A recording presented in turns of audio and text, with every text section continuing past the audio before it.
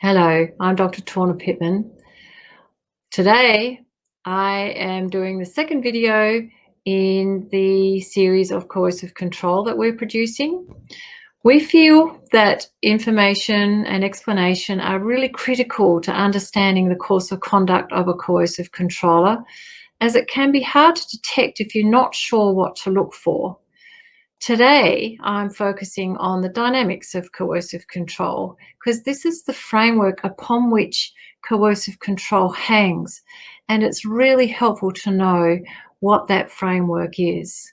Coming up, I'm going to be showing you a PowerPoint and some video clips that really help you to understand the dynamics of coercive control, as there aren't that many to get your head around, and once you understand them, you have them there at your fingertips. So stay tuned and I'll be back to dive straight in.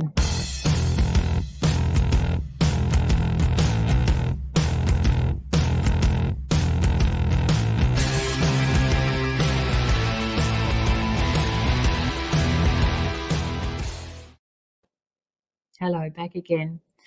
So this is the PowerPoint that I'm going to be working through with you today. It takes about half an hour, and its focus is on the dynamics of coercive control. I'm going to go full screen so that you can clearly see some of the diagrams, because they can be a little bit complicated and I want you to have as much screen as possible. Okay, so we're going to be going through this PowerPoint starting with the attitudinal and behavioural style of the coercive controller. Because once you know what the attitudinal style is and how it plays out behaviourally, then it can become very clear to you if you're being coercively controlled, or somebody that you are working with, or that you know, or that you care about, or that you're concerned about. First of all, though, I'm going to be doing a summary of week 1 before I go into the dynamics. So in week 1, we discussed that coercive control is a patterned misuse of power in an intimate relationship. The attitudinal and behavioural style of the coercive controller creates a pattern of relating and a course of conduct that denies their partner any equality, autonomy, or agency. Coming up is a slide that gives you some pointers of last week's session to remember.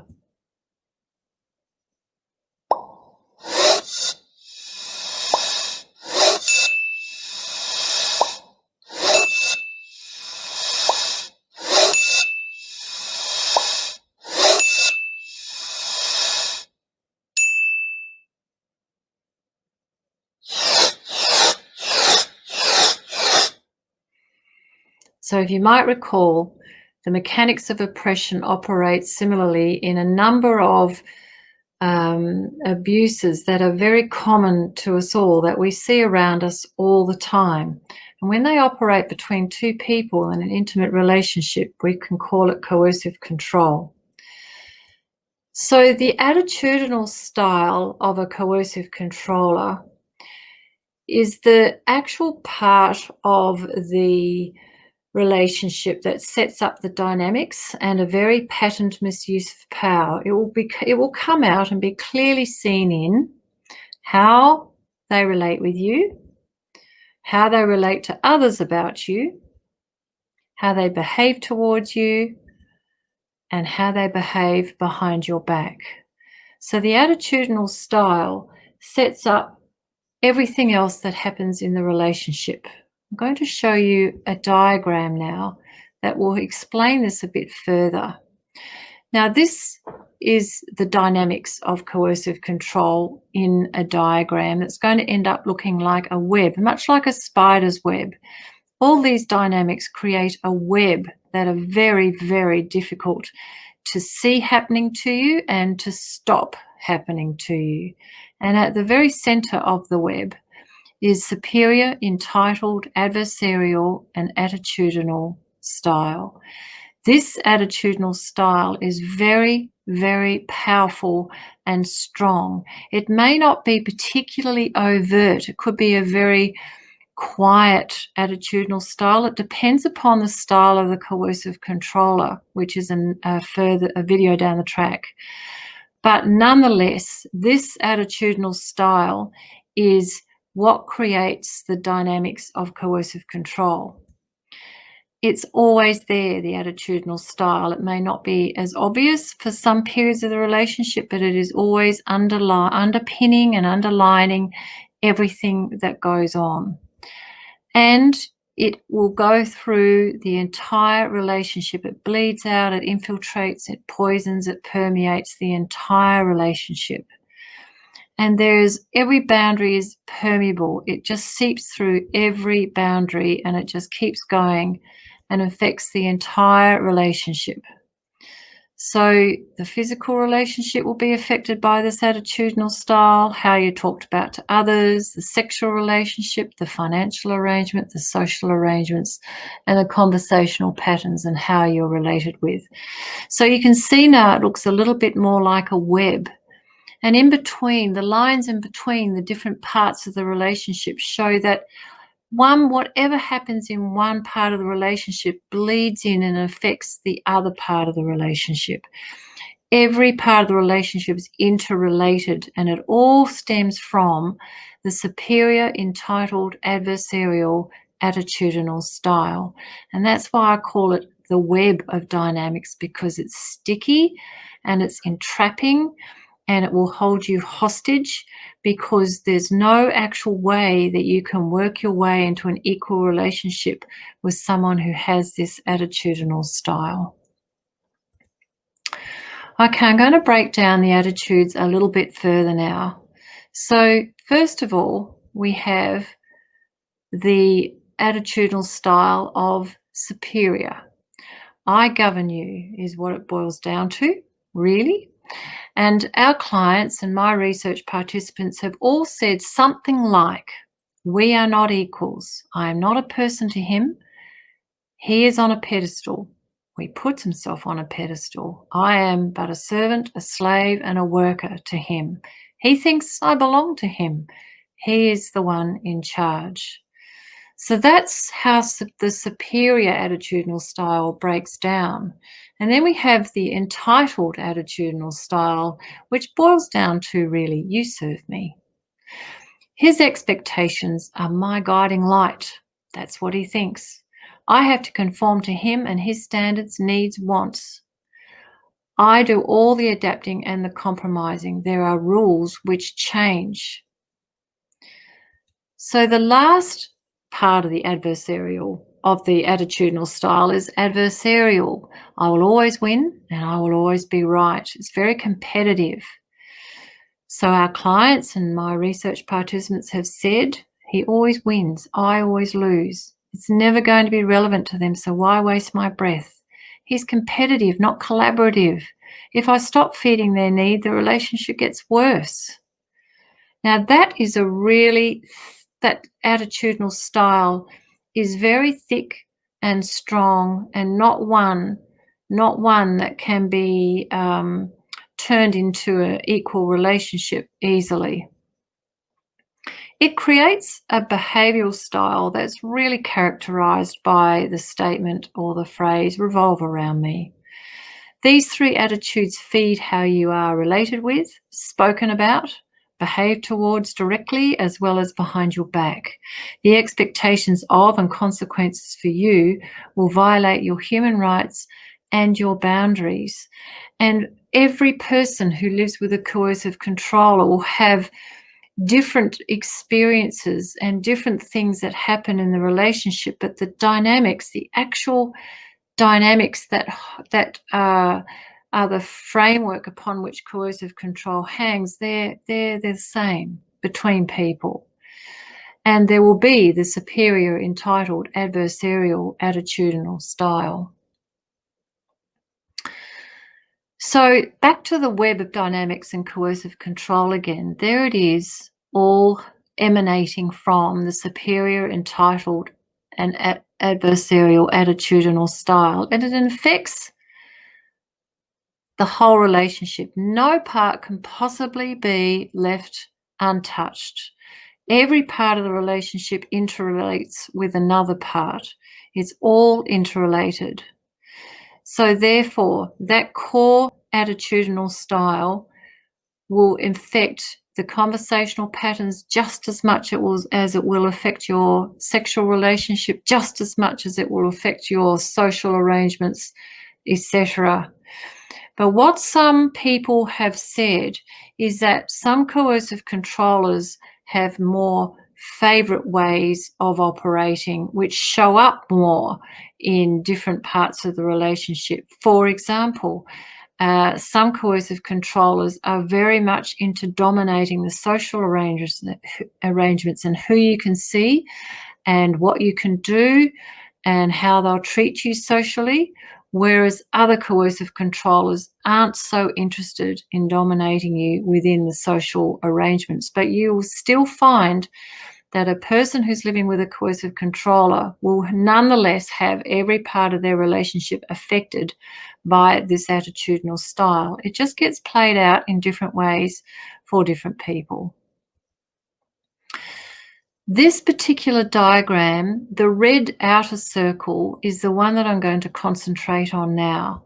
So we start at the beginning with the superior, entitled, adversarial, and attitudinal style, which we've just talked about. Now, if we look at how that bleeds out into the entire relationship, and then we're going to focus on double standards, double binds, and next week, rights violations and our boundary violations. But today, double binds and double standards are what we're going to focus on.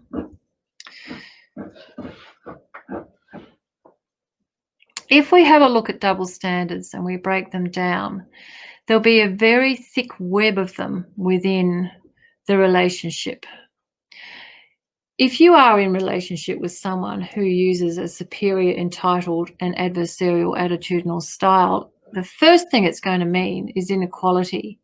Their expectations, their needs, their wants, their ideas, their standards, and their culture will overtake yours against your will and at your expense, much like being overtaken by a colonizing country that has no regard for how you operate it or what you want or what your culture does. It has no regard for that. It wants to instill its own government, and it wants to use your resources, and it wants you to be convenient, and it will blame you for not being very happy about this circumstance.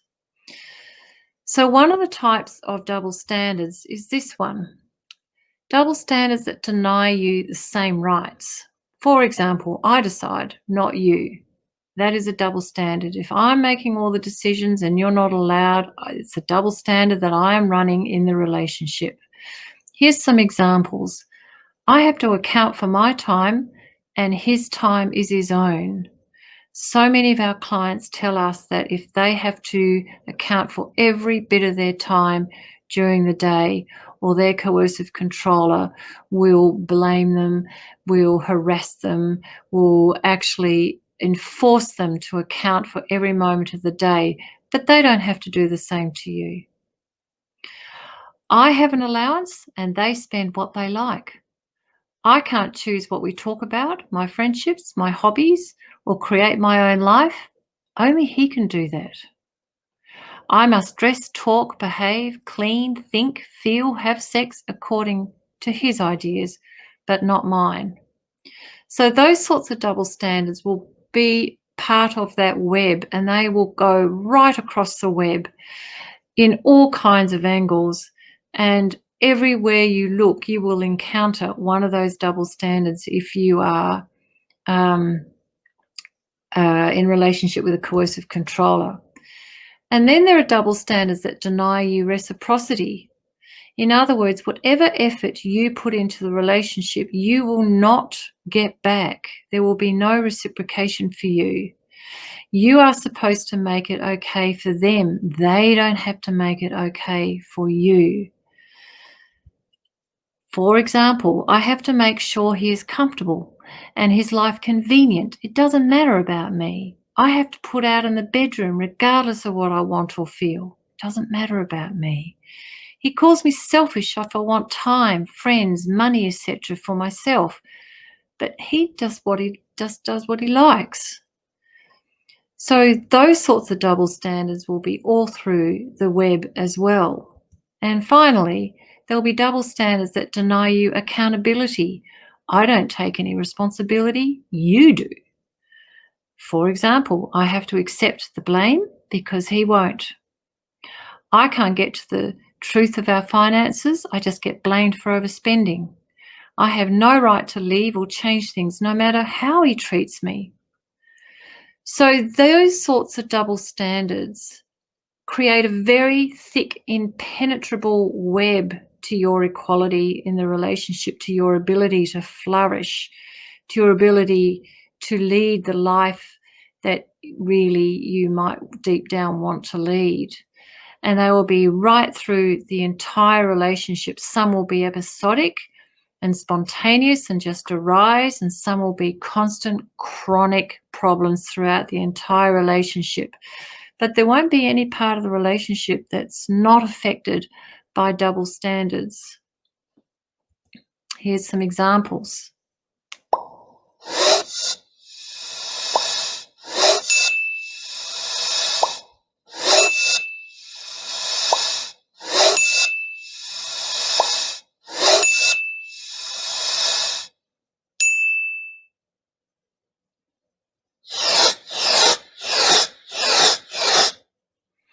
Now, those double standards are not commonly talked about, but they are all relevant to a coercively controlling relationship. But they are just a very small subset of the sorts of double standards that will be present in any relationship where there is a coercive controller. It is quite astounding if you really sit down and start to pay attention to this, just what double standards you will be living amongst and trying to have a reasonable relationship with someone who creates so many double standards is actually impossible. So coming up now is double binds. Now, if you have somebody who's got a entitled attitudinal style and they're setting and have expectations for you, those expectations are going to be unfair, frequently irrational, and really contradictory. And you will sometimes find yourself placed between two unfair double standards and having to make a choice of which one are you supposed to meet. There will be a thick web of these double binds. And they are double binding. They bind you up because they put you into an unfair catch-22 emotionally distressing dilemma. They are impossible to resolve. They are a psychological assault. You might not know that you've been double binded, but you won't be able to work out which course of action to take. And it takes up so much energy trying to work that out. And it can be hard to realize that you've been put into a double bind that is unworkable. You cannot work it out. They are a win for the coercive controller, a double bind, and a lose for you because you can never get it right. And whichever one of the choices you are presented with that you choose, it will still be wrong. And the coercive controller gets to win and be right. Let's go into this a little bit more. There are three types. There are probably a lot more types, but these are the three that I'm familiar with. The first one is damned if you do and damned if you don't double bind. For example, he wants me to be more assertive and then he tells me I'm being overbearing.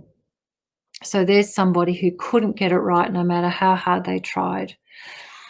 Revolve around me but don't ever depend on me is another form of double bind. For an example, the whole household revolves around them because of their work, but they keep their income for themselves and blame us for making their life hard. So there's a double bind. You cannot get it right in that household. And another double bind, another type is I will hurt you and then I will blame you for being hurt. For an example, I will hit you, intimidate you, ridicule you, lie to you, stop you from doing the things you love, etc. And my behaviour will be your fault. Now, here's a list of double binds for you to have a look at.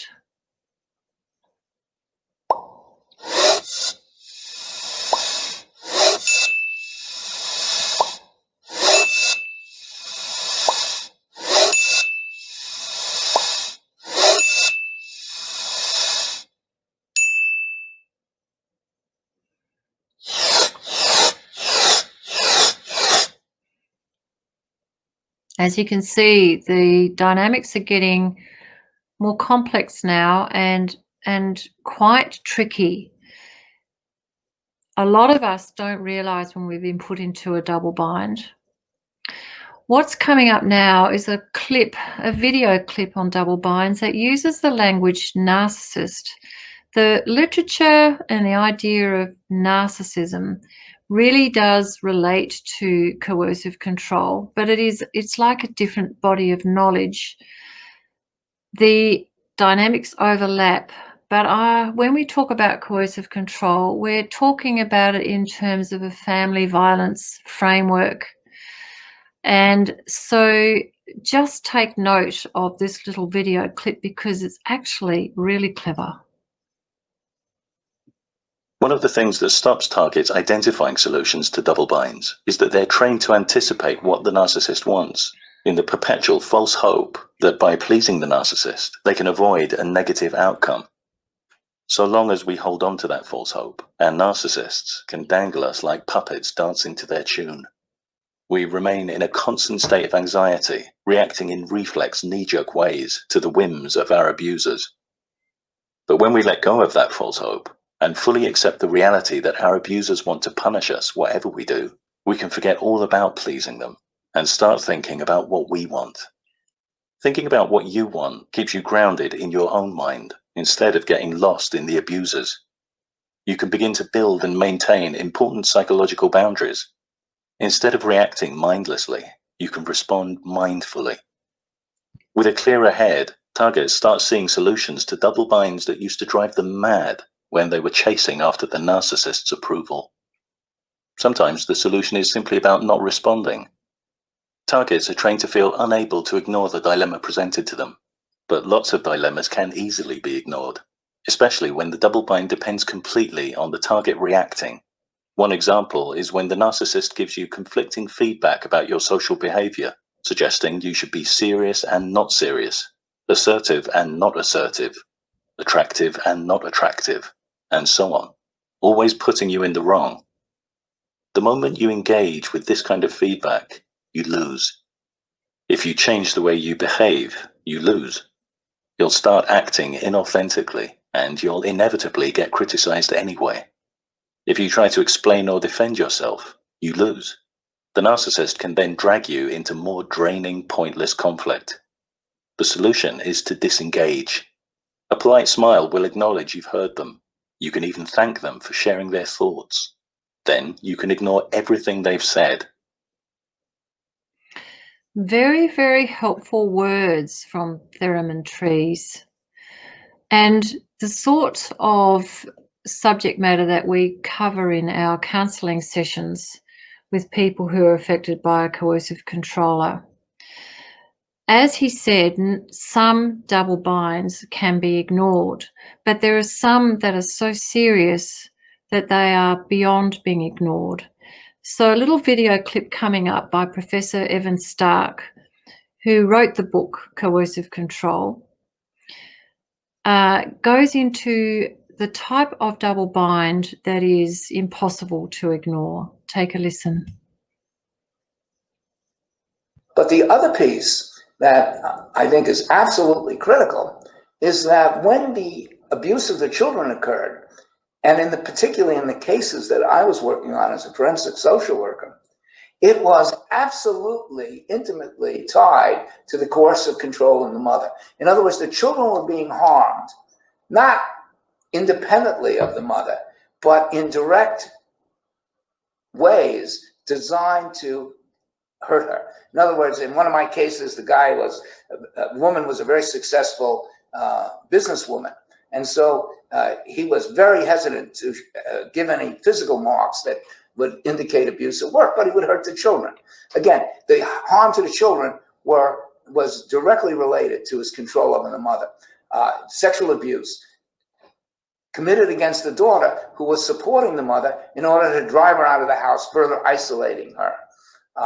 And I could give numerous examples of how children's abuse was directly linked or indirectly linked, instrumentally, and in the eyes of the abusive partner, as a way of harming, threatening, intimidating, controlling the mother. And it creates what I call the battered mother's dilemma.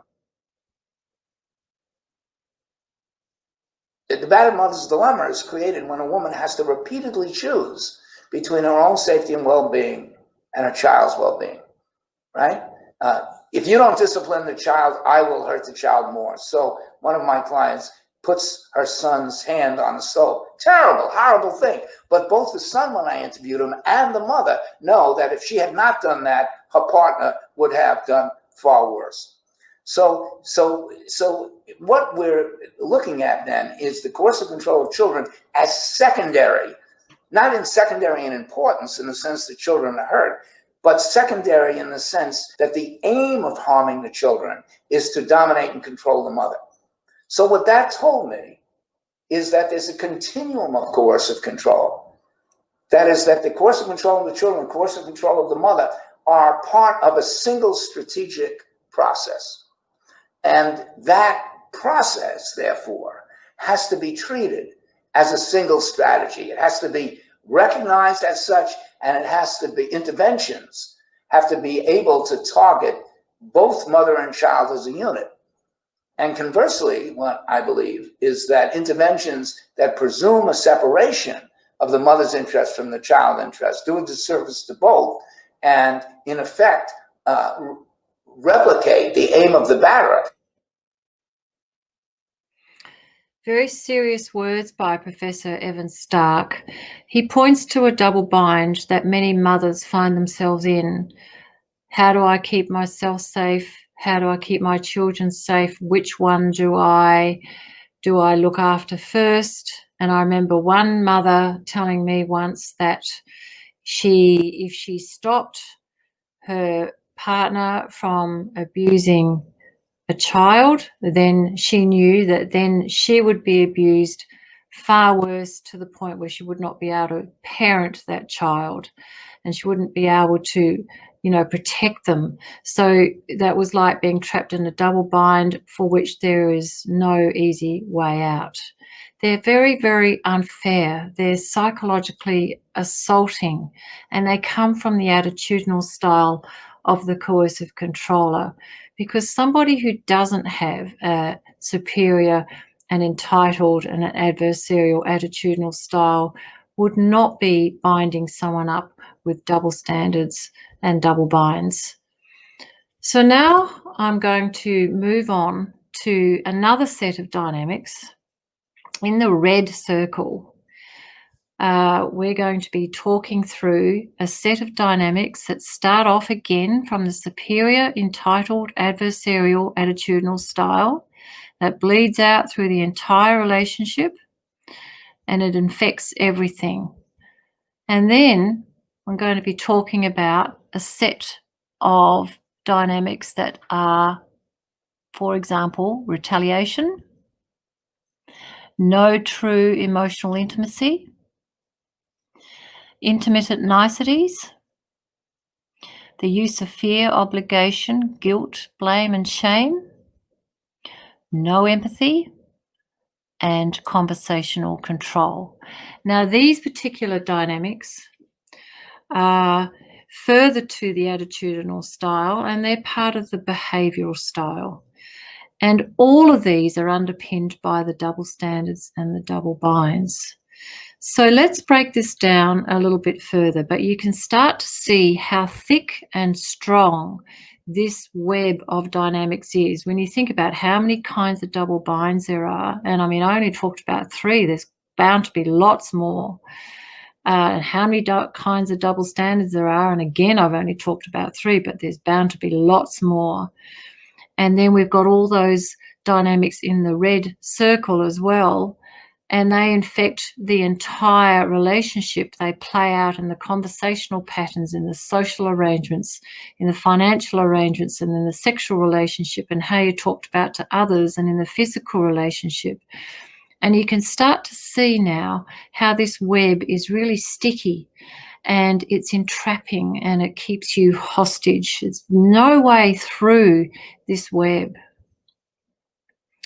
So let's start with conversational control. This web has many strands to it, and one of them is conversational control.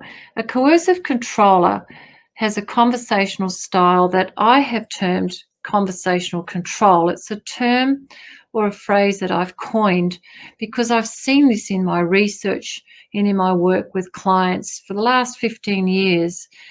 That conversational style will be monopolized by the coercive controller.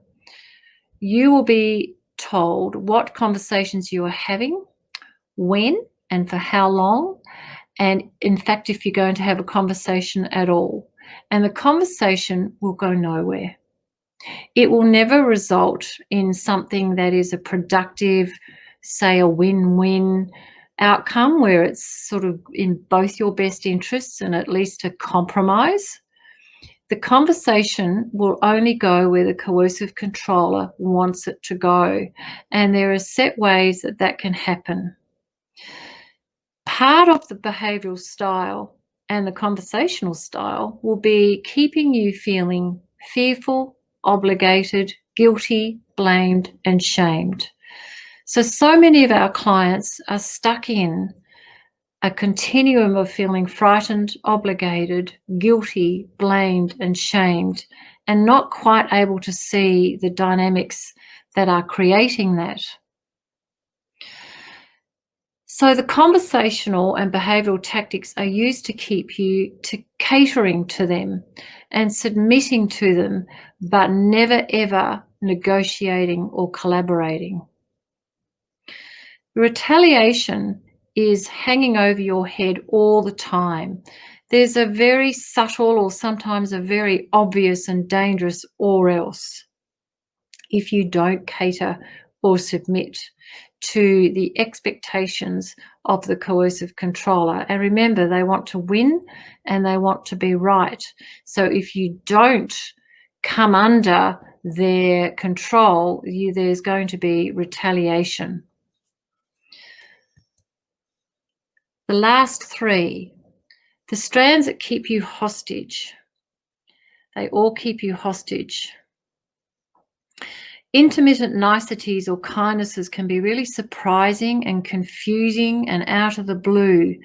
And it usually happens when you're getting a little bit delusional, or deluded, I should say, not delusional. When you're feeling deluded and disengaged and not trying so hard, you're getting sick of things. Quite often you will then be presented with something nice or something kind that the coercive controller knows means a great deal to you, and it will throw you and it will confuse you because you really often want to believe that something might be able to work and that maybe they are understanding how the relationship isn't working and maybe something can improve, but they are intermittent. And actually there's no possibility of any true emotional intimacy or connection, not with somebody who's got an attitudinal style that's superior, entitled, and adversarial, because they won't really self-reflect and they won't really look at how they impact on you. They only look at how you impact on them. There's a double standard. And they don't recognise their hurtful behaviour or the way that they are reducing your life to something resembling a second-class citizen. There may be drama. An intermittent nicety can create some drama, actually, but there's a lack of intimacy and safety and connection. There's usually no true apology where behaviour is owned and changed. And so this prevents any healthy and sustained connection and equality, and the relationship really can't grow or evolve. And the last dynamic is a misuse of or a lack of empathy for you.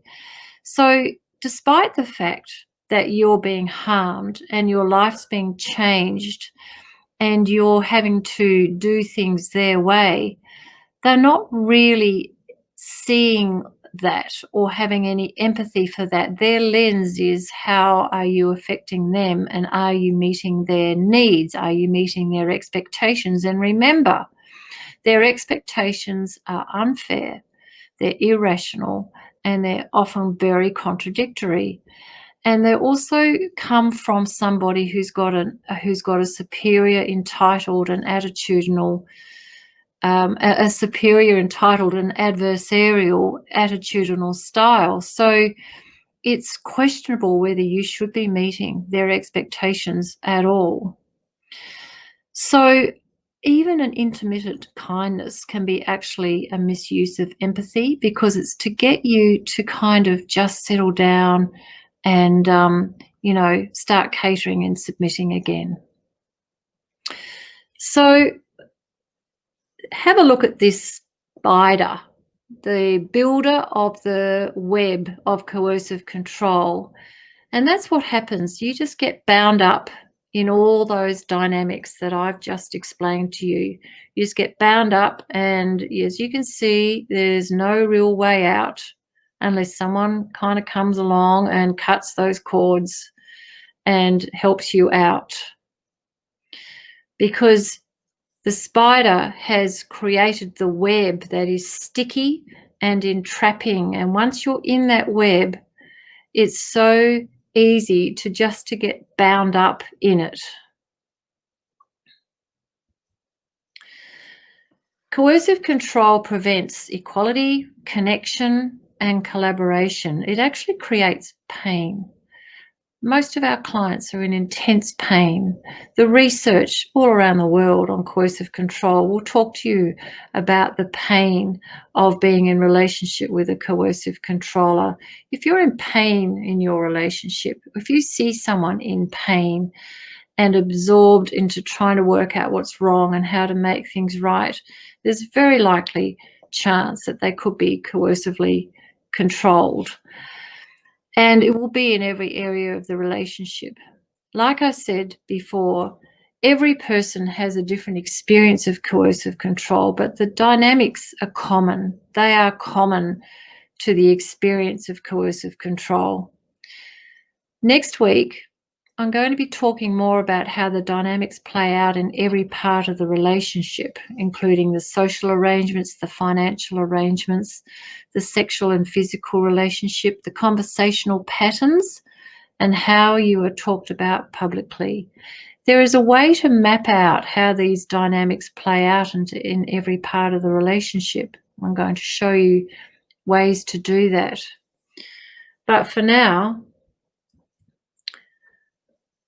this is what we'll be talking more about next week. So you can see the dynamics all set out there. So next week, we're going to be talking about how these dynamics play out in the conversational patterns, the social arrangements, the financial arrangements, the sexual relationship, how you're talked about to others, and the physical relationship. And we're also going to be talking about the rights violations and the boundary violations. So all those dynamics lead to and create a way of treating you in each part of that relationship that violates your rights and violates your boundaries in some way, shape, or form. For some people, it's really overt and obvious.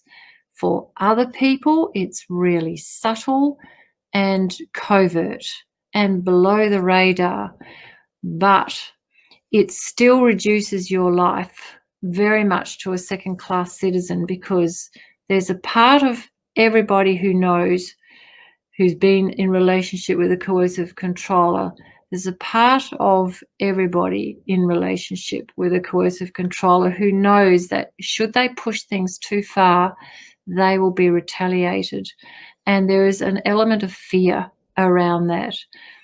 If you think about the sort of relationship that Professor Evan Stark was talking about today, with such intense coercive control around the children and the battered mother's dilemma, then you can just see how bad it actually can get and how overt and obvious. Coming up is the summary of today's session. So the attitudinal and behavioural style of the coercive controller is on a continuum from covert and sneaky and subtle to overt, intimidating and obvious, in the form of I govern you, you serve me, and I will always win and be right. This style sets up a patterned misuse of power and how they relate to you, relate to others about you, behave towards you, and behind your back. Now, when I say how they relate to others about you, what is typical of a coercive controller is that how you are presented and portrayed to other people is very unfair and in a way that makes you out to be the problem, and usually something like mentally unstable, mentally unwell, neurotic, and any kind of negative adjective that you can think of. And the coercive controller will never say, and this is what I do to them, and this is how I treat them. And so I call her I disrupt her calm, I take away her equilibrium, and then I call her crazy. They do not admit to that. They will just talk about you as if there is something wrong with you. And then they'll behave towards you in certain ways and behave behind your back in certain ways. The attitudinal and behavioural style creates a web of dynamics that are filled with double standards and double binds that will trap you. So coming up now is some pointers on what we've covered in this relationship, in this session.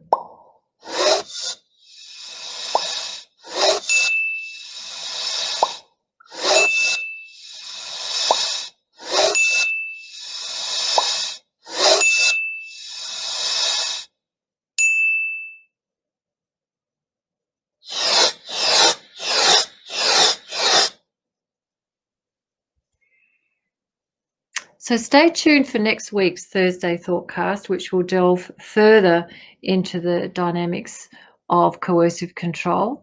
I want to thank you for watching. I hope you got something out of today's session, and I'll see you next week. Bye-bye for now.